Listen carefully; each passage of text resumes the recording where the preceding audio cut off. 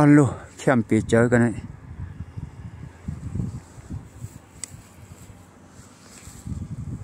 ชั้นลอยสูงสุดในจึงไทยในข่าวกันเลยแคมปีค่ะกลางวันเมียนออกร้อยมากค่ะเนี่ยแคมปีเจอชั้นลอยจิกลอยสูงสุดในจึงไทยค่ะอีนั่นเนาะอ๋อลูปีเจอแคมโทน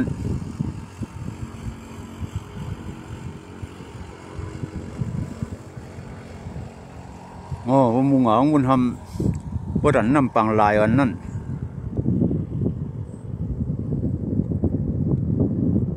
นะดังนั้นทัวร์เนาะฮะว่าดันนำปังลายอันนั้นเข้มเจ๊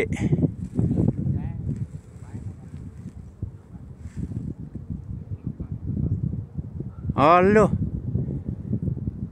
เหมือนนำปังลายอะว่าด้วยกับทั้งไหนนะ